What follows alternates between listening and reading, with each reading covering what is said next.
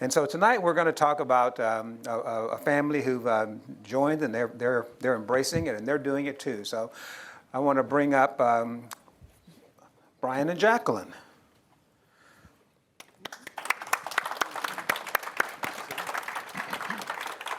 I didn't think you were coming up. Test. All right. Okay, so and I also want to acknowledge Brian over here. Also, their son is here, and they're building that legacy. Did any of your students come? We have two that I can see. Welcome. Three, no, two, just two so far. Okay, so these are educators, and not only they're building a legacy with their family, they actually brought some students. So they're Absolutely. definitely spreading it out. I see your face. Indeed, right? So for myself, I wasn't always in education, but currently I'm a high school teacher. I teach right across the street, and I teach seniors. So I try to model that which Lifestyles has taught me, but also my mentors. And what a better way at 17 or 18 years old to kind of see this ahead of time before you jump into the 401k IRA, and you can deploy your money in a more advantageous manner that can benefit you, so you get to not just have a job, but maybe have a calling, something that you can respond to and show up still for someone else, but you're living the life on your terms. Okay, so tell us a little bit about, because I see you, it looks like you do a little of everything here. So tell us about oil and gas, entrepreneurship, school teacher. Absolutely. So I'll give you the quick version of the story. I was born in '79. My father graduated law school in '79. So I grew up what I thought was rich. Right? So he's graduated law school, started his own practice, making great money, life is good. My Christmas list was just a catalog. They had one of these sliding doors, like the door slides into the wall, you know what I'm saying? So I would get a poster, and then I would tape everything I wanted from they had catalogs back then, you couldn't go to the internet. And I taped everything there, and I would put it on the inside of their door, and then I would slide the door into the wall. So when my father came home and he's putting his watches and things up, he closes the door, and there's my list. Right? I tell people, I got everything I ever wanted. We're traveling to bar conventions all over the world. There's a new Mercedes every other year. Life is good. And then one day when I was a sophomore in high school, he called me to his office and said, hey, I'm going into the hospital next week, routine surgery for prostate cancer. I need you to check the mail. I said, no problem, happy to do it. He comes out of that surgery a changed man. What we thought was routine turned out to be not so routine. So a man who was at 100% when he went in now came out at 85%. A couple of years later, triple bypass, opened them up. Now a man who was at 85% is at 70%. And now we saw the house of cards falling. We were not rich at all. We had the stuff, but we didn't have a sustainable level of income. And when he couldn't go out there and kill it, all of a sudden, we became normal. So I went from having everything to one day opening up the refrigerator and not knowing what you're going to eat. And I made a decision at that level in high school, this cannot be me. I need to find a way to build something that's going to allow me to work hard up front, but that throws off cash long term so that I, as an independent person, can either take care of someone that I care about if they are incapacitated by force or by just life, or if I become that person, we can still maintain everything that we had built. And that led me a number of different areas. And then from there, transitioned to college like most people. I majored in entrepreneurship at U of H. I left there, went to go work for a major oil and gas company, Oxy Oil and Gas. I loved the people, hated the work, couldn't do corporate. Entrepreneurship calls me back at U of H and says, hey, Brian, would you like to come and run the program? I said, absolutely, because I'm not doing the corporate thing well. And they allowed me to come back and run the program. And being there was a benefit to me because literally I'm hanging around cent and deck millionaires, guys who are, and girls, honestly, who are playing the game at the highest level financially. And it's only a matter of time before that rubs off on you. Long story short, I was there for a couple of years. The itch began to, I couldn't stop scratching it, started a business, was doing very well. That program, we grew from what it was, but not nationally ranked, to a #2 ranking nationally by Entrepreneurship Magazine. Then we went to #1 nationally by Entrepreneurship Magazine, secured a 7-figure endowment, and now I'm standing in my office, similar to this, surrounded in glass, looking and saying, wow, I think I've reached the pinnacle of what I can offer here, and I retired. By that time, the business that I had started, based on their assistance, was producing more than my wife and I needed. My son was just born at that time, so I left. So I'm 28 years old, and I'm retired. And when you have those parties at the end, you know, people, what are you going to do next? I'm going home. But no, what department are you going to? I said, no one could understand because everyone there was used to working a job for money. I didn't have that problem. So I transitioned, and now I am at home. I get up when I want, go where I want and do what I want with whom I want, and no one was telling me that. Well, I destroyed that business by accident, of course, within 3 years, and now I found myself in a position again. I thought I was running away from what my father had done, right? But I actually became him. I had houses, I had cars, I had bills, but the money was coming in from the business that I had built, and the moment it was gone, I realized, oh my God. That must have been a painful time. Yeah, I had become my father, right? And I had to really take a look at myself and figure out, after all these years of working, we were Dave Ramsey people, I'm following the path, and I still had nothing. Like nothing. And I love Dave, God bless him, but the plan works if you work. And I needed something else, because if I could not work because something happened, I needed something else. So long story short, listening to Lifestyles on the radio, and they've changed our lives, honestly. Okay, so let's get silent Jackie. Are you going to talk, or are you just going to let Brian talk? Do you ever talk? Brian's a good talker, but talk. we need to hear Jackie. Okay, so tell us a little bit about your part of this. So he was spoiled growing You up. gotta I keep was the mic not. up here. My parents divorced very early. And being a single parent, my mother worked 2-3 jobs to put herself through college to get an associate's degree. So I followed in her example. You work hard, you get a degree, like he said, and you get the job to support yourself. And so using her model, her example, that's what I did. And I worked myself through college. I went to Texas A&M University. When I went there, I got out loans, and I'm a financial person. I balance the budget, I save. Even back then, I just was a very good steward of my money. And so when I met him, he had debt. He had Had a vision for the future to invest in. he had no idea how to handle his money. So I'm the person, I took over all of that. I was like, no, you're not going to have debt. We're cutting this off. We're turning this off. And so I basically turned his credit around. That's the only way we could buy the house, is if he turned his credit around. I already had 800 credit. I owned a condo because you're supposed to own a house. That's the middle class. And I was invested in the stock. I lost most of my money in the stock because I didn't know what I was doing. And so when we met, he introduced me to Dave Ramsey, and he introduced me to God as well. So when we got married, I was in control of finance, and we had 2 incomes. And we worked. We really worked. And so when when I married him, he said he was going to be a millionaire. So I was like, okay, because I'm just a worker bee, because that's what I grew up as. But he was an entrepreneur. So I was like, okay, there's no way I'm going to work and be a millionaire. So I was like, okay, I'll marry him. You got to deliver, buddy. I'll marry him, and he can make me. We'll be a millionaire, because he's the entrepreneur. I'm just a worker bee, So after we married, we were just working, and we sold my condo and ended up spending that. And it just seemed like every time we would save one check and end up spending that. And it was like, because it wasn't growing, it was just sitting in an account. And then when we had emergencies, we would have to use it, So and then came a point, he took me, he said, well, I think medically something happened with me. I think my knee, I got bit by a spider or something. I couldn't go to work. And so he came to me after I became well, and he was like, we have to change. We have to do something different.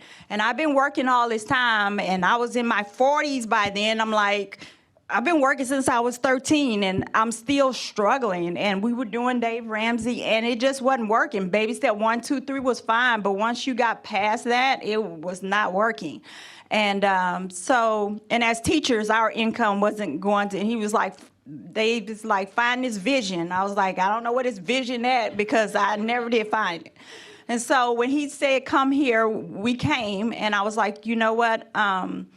after the first business failed, and then we had this, and I was like, well, let's try. When I came and listened to the people who were up here, they seemed like real people, real stories, teachers, doctors, regular people. And I said, okay, we could try it. At the time, because I worked in the school system, I had money myself in retirement and everything. So when I had my son, I came home. When he retired, I retired. So we both were retired. I was like, I'm not working either.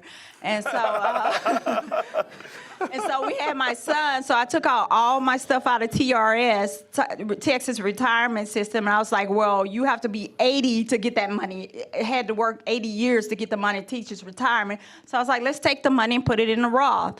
So when we put it in the Roth, and then he came up with this idea. I was like, let's take it out of the Roth. It wasn't earning anything.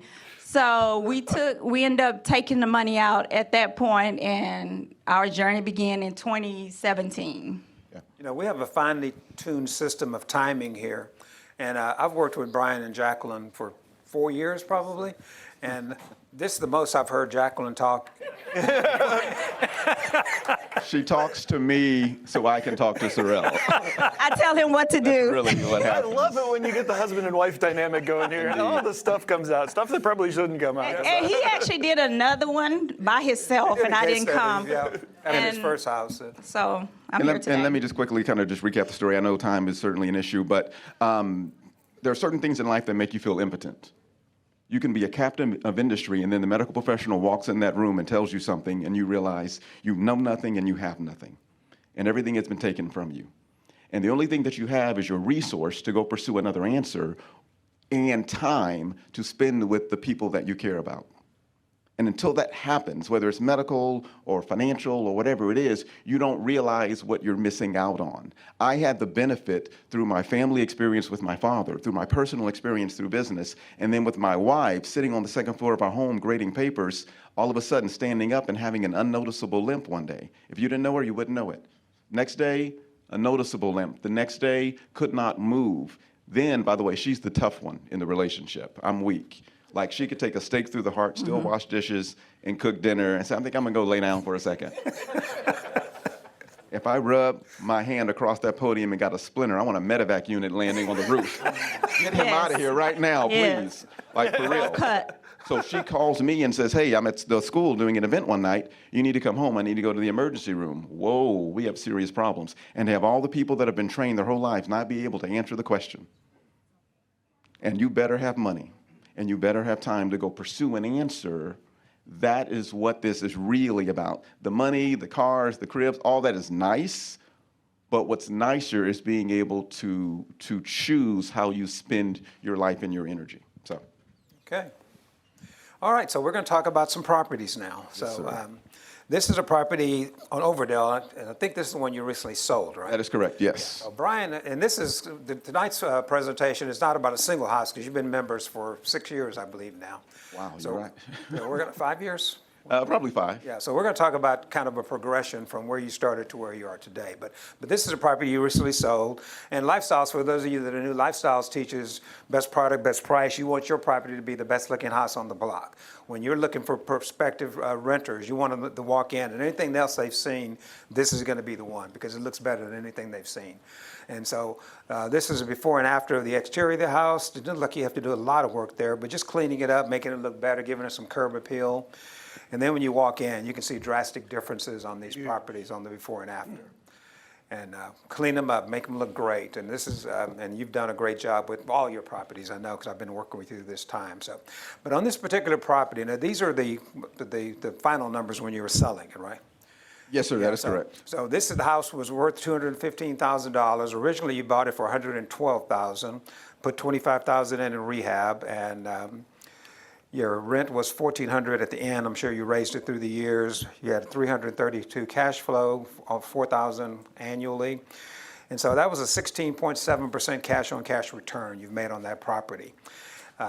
And again, like Greg said earlier, how many of you are making 10, 15, 30% returns annually in the stock market? But more importantly, you got $60,000 of equity. So that's almost a 400% return in 5 years on this property. Let's talk about that equity capture, how we get there for a second. So if you went to buy a house to live in and you paid full price, you put some money down as a down payment, right? But you didn't capture any equity by buying that property. You paid full price. But what they've been doing here and what we do in Lifestyles is we buy houses that need to be fixed up. Then you fix them up and there's still equity on top of that. So if you look at the numbers, what did we buy it? We bought it for $12,500 and they put $25,000 into it, right? So that's not anywhere near $215,000. The difference is $60,912. So they made $60,000 of equity by buying this house and fixing it up. Does that make sense? Is that life-changing? Was it life-changing? No, it's insane. I mean, literally, right? And I know there's probably a future slide for this, but probably, is there a refinance slide? Cash out refi? Yes. Okay. Well, yes. Okay, perfect. Then I won't We'll go make there. one But up on the fly. It is literally life-changing. You got to understand, look, as an educator, I make X number of dollars a year, and to make that in one transaction within a few months, it is life-changing. I cannot describe to you, because once it becomes real, all of a sudden it's like a shark in the water. You're minding your own business, swimming along, and you get that second house, third house, fourth house, whatever it is for you, and it's like someone has an open wound and they got in the water. And all of a sudden, right, you become alert that this is real and there's an opportunity to really transform the family tree. Right. And not only did you do it the one time, you did it 4 times. Yes. And so you've had 4 properties, and you see the cash flow, $400, $518, $369, $332, total of $1,627. Annual cash flow, almost $20,000. But you captured $277,000 in equity. You guys got big equity capture. You do nice. It was good. Now, and some of this, and I love when Brian calls me, and I don't know if you remember the line you usually start the conversation with. Well, so here's my thing, right? You had to pay to be here, all right? So I'm going to get my money's worth. So I call Sorrell, and I may not have an actual question because, I only have 4 houses, right? So I would say, hey, Sorrell, what do you know today that you didn't know yesterday? Because he's talking to people all the time. So you have a problem or a challenge you're working through, you have a success you want to share, you're not calling me, you're calling him. So guess what? It's payday, Sorrell. Tell me what you have learned that you didn't know yesterday from talking to the other members so my knowledge base can grow, right? And by the way, the little side note, that's how we grow, right? I cannot change the distance from where I am now to my home. It is what it is. But how do I get there faster? I step on the accelerator. The same thing is true with you. You have to step on the accelerator, right? You have to get around people who are doing it. You have to come to every event. Most people would come to 1 event every year, 2 events a year. What if you came to 12 of them? All of a sudden, you now have 10 years of experience in 1 year. You're accelerating the process. Literally, that's all we did. And that's why we have our classes. That's why we have our mentors. That's why you need to start by coming to the 2-day this weekend. Absolutely. And so Brian, also now, so when rates dropped, rates are high again, but rates dropped a couple of years ago. So what did you do on these properties? So things work in stages, and some things seem real, but they are not real to you until you do it. I was talking to a student the other day, and I had expressed an idea to him, and then he came back to me the next day asking me kind of the same level of question that we had discussed the other day, and I said, I'm not going to talk to you. Like, it's a waste of my time. Because based on a conversation we had yesterday, that should have sent you down the YouTube rabbit hole. You should have been studying and researching so that when you came back to me the next day, you're coming to me with a higher level question. Does that make sense? And then I explained to him that, look, there's only so many levels you can grow by learning. You can get to level 1, level 2, level 3. Level 4 is inaccessible unless you do. That is an action-based level. You cannot get there by studying anymore, right? So for us, the cash out refi was something I had studied. It was something that I had heard about, something I had seen case studies about, but it was not real to me. And then we did it. And when I did it, it was real. Well, it really is nice when you see the cash go into the bank account. Yes. Then it becomes really real. It's incredible, honestly. And I'm sure there may be another slide. If not, I can tell the story. Here it is. There it is. So Tell us what you started with and what it's grown to. Okay, I'm going to read what's there. So it says invested 117, grown to 477, 406 return, created 19,000 in cash flow, and a 16% cash on cash return. So think about this. Within 2 months, I believe it was 2022, 21, I can't remember, but 21, great. So we cashed out, refied 4 properties, all of them. Literally pulled out about $123,000 in cash, tax-free. Now keep in mind, my wife is not working. Slow down, because people just freaked out. Why is it tax-free? Got it. So tax-free because it's a loan. It's not actual income. We will talk more about that on Saturday, but we do that all the time here in Lifestyles. We do a cash out refi, it puts money back into our pocket, and we don't pay a dime on tax on it at that point in time until we eventually sell. And even then, we've got ways to kick the can down the road. Absolutely. Sorry to interrupt you. No, you're great. But that was an academic concept to me as I was sitting in your position. It became real once I did it. And you got $120,000 in the bank. In the bank, and by the way, my wife is not working at that time, and I'm a school teacher. Come on, right? If a school teacher can do it, certainly you can do it, right? So think about that. $123,000 hits the bank. And because we had been trained, there was no new car in the driveway. We were looking for an opportunity to deploy that capital. And I sat, you can watch the case study. I stood here a year and a half, 2 years ago, and I made a statement at the end of my case study. I don't see how we can transition to multifamily. It seems like it's too big of a leap. And you can watch the video and see that. And now we took those proceeds and we transitioned to multifamily as passives. And we just closed on our second passive deal like a couple of months ago. So quickly, for those that don't know, what does passive investing mean? Got it. So Greg here is certainly a life changer, but specifically he discussed his properties in Indianapolis, right? He's the lead investor. He's the one that goes and finds the deal, negotiates, works with the lawyers. He sets up the deal, but he may not have the $4 million or $2 million or $12 million. Definitely don't have the $12 million. To close the deal on his own, right? But so he needs capital. Where does that capital come from? Certainly from his own pocket, but a lot of it comes from us, people who sit in the audience who have income, who have savings or retirement accounts or whatever.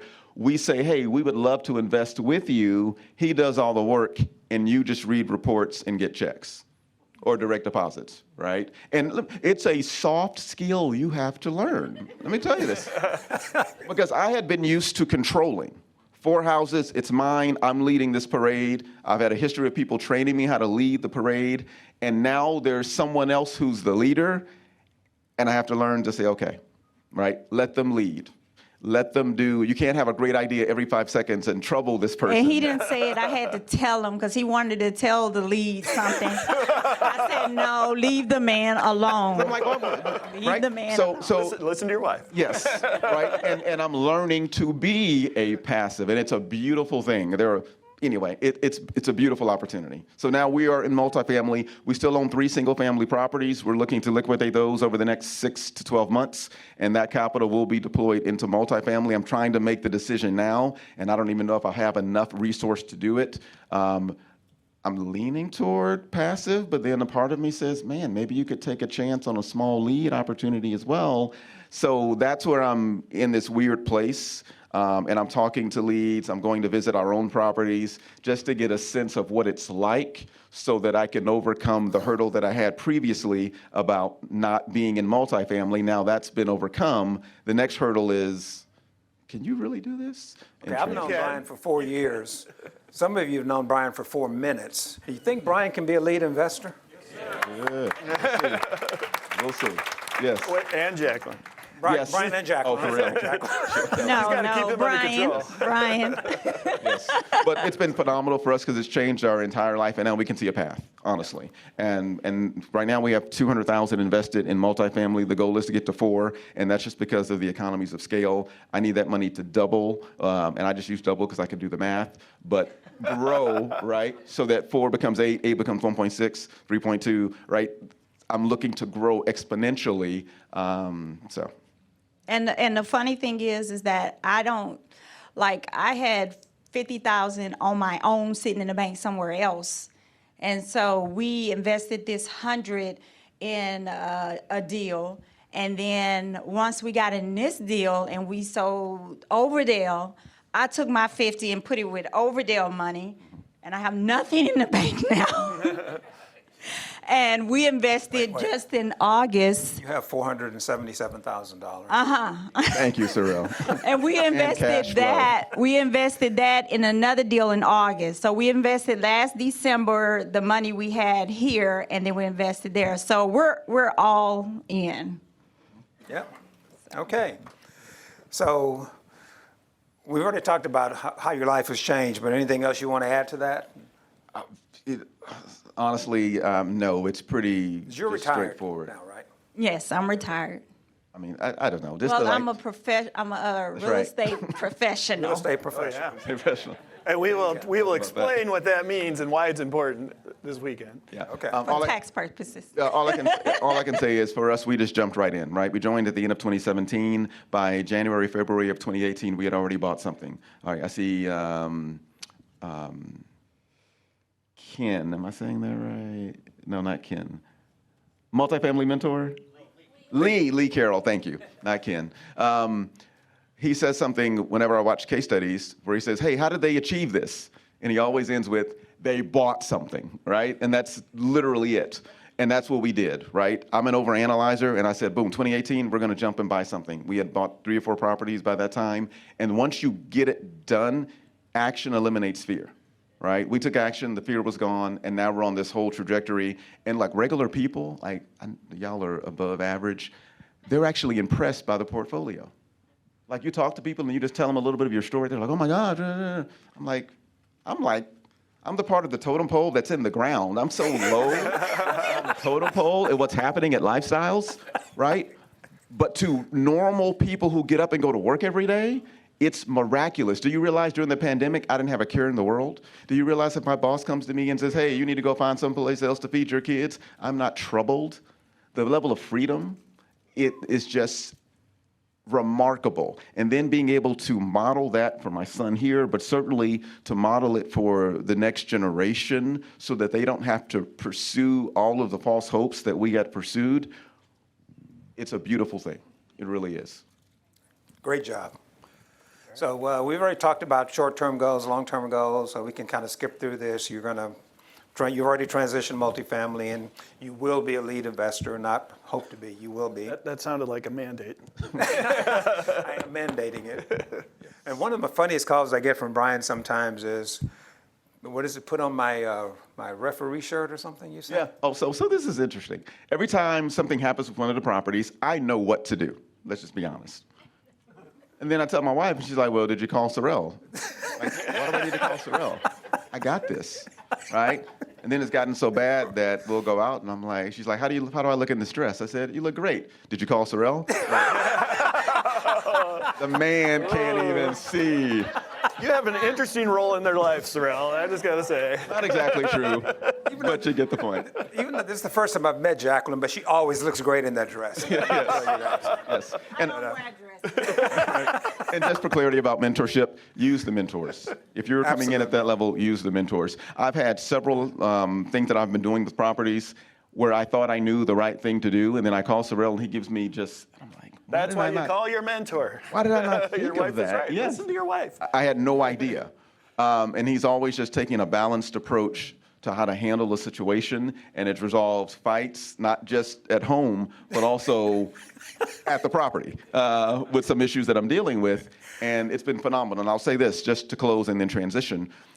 With each of our properties, we've always had long-term tenants. In every one of those properties, I've only had one tenant or resident. And with the one that I had 2, it's only because I inherited that person when I purchased it. After that, we followed the model, and everyone has been a long-term paying client. Paying on time, you have to vet them. Microphone. Paying on time, you have to vet them. And Greg teaches all that. Absolutely. Yep, we'll teach that this weekend. Okay, so tell us a little bit about who's on your team. So certainly Sorrel has been a mentor. I pretty much use him exclusively and just call and email whenever I have a need for something or text. And then Moon Kim and Kanturi Cooper, they were our agents on all of the properties. And then with general contracting. Tell you a little bit about the realty team. Please. So for those of you buying, buying in Houston, the realtors they're probably great all across. We have, I think, 8 or 9 different realty offices across the country, but the realtors in Houston are phenomenal. I don't see Moon here tonight. Are any realtors here tonight? Is that Laura over there? There's Laura, there's one of our realtors. But 3 of the realtors in Houston there's over 40,000 realtors in the greater Houston area. And 3 of our realtors, including Moon. Moon has been the #1 realtor for 2 years in a row and in the top 5 for the last 5 or 6 years. But 3 of our realtors are in the top 25 of 40,000 realtors. Not top 25%, top 25. So these are the people bringing properties to the Lifestyles membership. And then we have similar people in Central Texas, North Texas, and then we have offices in 5 or 6 other states with realtors who are doing similar jobs. I know Georgia, for instance, and for those of you watching online, we have a couple of realtors in Georgia, and they're just doing a phenomenal job. And you can live anywhere and buy where it makes sense. Live where you want and buy where it makes sense. And I was talking to on a call with the Georgia broker, and I think she said 88% of the Lifestyles members buying properties in Georgia do not live in Georgia. So they have a finely tuned machine over there to get people to help our members buy properties. And they're not seeing the properties, but they're going through the entire process with the help of the member. The That broker. could be any of you buying properties in Georgia. Remember, I bought them from Detroit in Dallas, so you could be here and buy in Georgia or Tennessee or wherever else we have offices. Oh, a little bit of wrap up on the rest of your team there. Yeah, so general contractors, by the way, these are all Lifestyles vendors, so that helps out a lot because they understand the model, right? They understand sometimes better than you do, and they can help you make some subtle distinctions. When we were revamping Overdale, the property we just sold, we had an issue where we were going to remove the stove, but now we had nowhere to put the pantry. And just sitting in the kitchen talking to the contractor, a guy we had never met before, one of his team came up and said, well, why don't you just move this over here and do that? And we were like, oh, okay, yeah, makes perfect sense. So my point is they get it, and they can help you navigate through this process. So Corbett's Total Property Care, J&W Construction, I've used the same inspector for every property, McGowan Professional Inspections. And then for lenders, we've used Priority Investor Loans and First Imperial Mortgage, again, the same lender. That's just because why change when it's been working? And then for insurance, Benchmark Insurance, they've handled all the properties, and it's been just phenomenal for us. Okay, I think we have time for a couple of questions. Anybody have any questions for Brian and Jacqueline? Yes, sir. Hold on, the microphone's coming. We can repeat it too if we can get a mic in there. There we go. Here comes a mic for you. So earlier you said you inherit a tenant, Yes, sir. and I'm just curious as to how scary that is or how that process goes. Got it. Only scary because you've never done it before, right? And you probably haven't been educated, not you specifically, but for us, the opportunity was so great. When I saw it, that wasn't a concern. This person had a lease in place with the resident, so it was clear what the rules and regulations were. They were at market rent, so that was fine. And we were in a position to where we were just going to see, were they upholding their end of the lease? If they were, you can stay. If you're not, you have to go. Well, how do you get them out? Call Sorrell.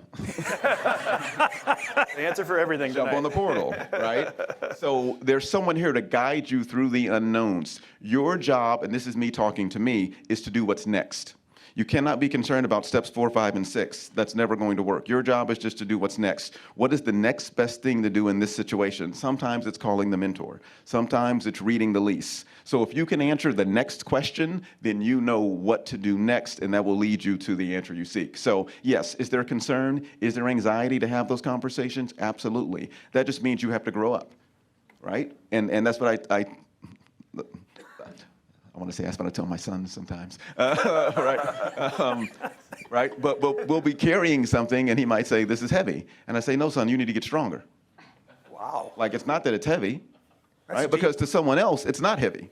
We need to get stronger, and we need to get stronger emotionally. We need to get stronger psychologically, because to live in this world, it's not just you're just going to walk through it. You have to become a different person. And you do that by taking action. So you can go from level 3, remember, you can't get to level 4 without action. I'm going to start That's how you stealing get some there. of your lines, and I'm not going to give you credit for them. Do that.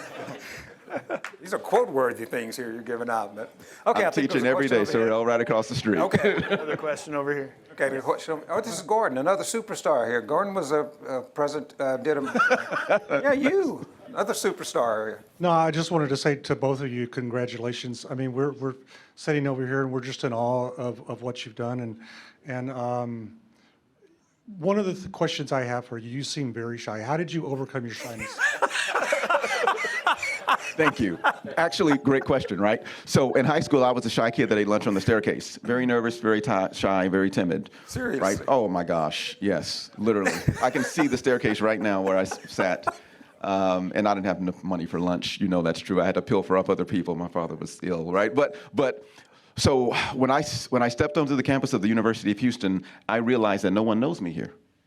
Because in high school, I felt like they had put me in a box, and it was hard to escape. So the moment I stepped on campus, I said, wait a second, I can become the person I've always wanted to be. So my goal was to get rid of every dysfunction that I had. So my first day, I stepped into an organization called Toastmasters International, an organization dedicated to enhancing an individual's communication, presentation, and leadership skills. And again, I dove right in. Right? I remember my first speech, my leg was literally shaking like that violently underneath the table, but I began to pursue it and pursue it and pursue it. And all of a sudden, a love grew out of that which I was fearful of. And now I teach every day, right? So you got to do it. You need platform time. Tony Robbins taught me this, and I'm going to cut you off, so I'm sorry, but same thing, right? Well, to be a better speaker, you have to speak. Most people speak once a month, once a year. Well, what if you spoke once a week? You would get 5 years of experience in a year. Does that make sense? What if you spoke once a day? You would actually get 10 years of experience. It's true with everything. You have to accelerate the process by stepping on the gas, and you do that by putting yourselves in a position to get knowledge and that kind of thing. So when do you think that's going to kick in for you? It's going to. I'm praying tomorrow. Okay, maybe one more question. Anything online, David? David, any online questions? Okay. All right. Well, you let's got one give- more, Cyril. Oh, I'm sorry. One. And then we'll Somebody. close. Back here. Just a quick comment. First of all, out of the wonderful stuff that you'll learn from Lifestyles teaching, it will not teach you how to listen to Jacqueline if you're married, just so you know. The second thing is a question for Cyril. Are you training your replacement?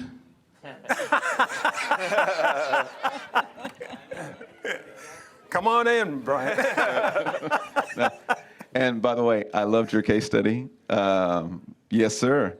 Yeah, thank you very much. Like, that inspires me when I watched. Yeah, very nice. Wasn't that an inspirational story? Give them all a big hand, guys. That was great. Thank you very much.